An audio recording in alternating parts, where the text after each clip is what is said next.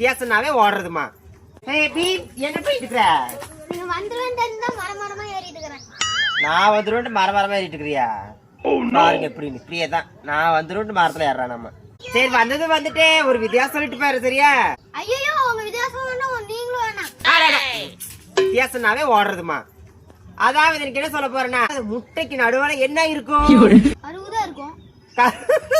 கருவுதான் இருக்கும். அது கிடையாது. தெரியலையா? சொல்லட்டுமா? உங்களுக்கு சொல்லவா? எங்க போற? சோ இப்படியேதான் உடனே ஓட ஆரம்பிச்சிருது. அதாவது முட்டைக்கு நடுவுல என்ன இருக்குதுன்னா முட்டைக்கு நடுவுல இட்டுதான் இருக்குது.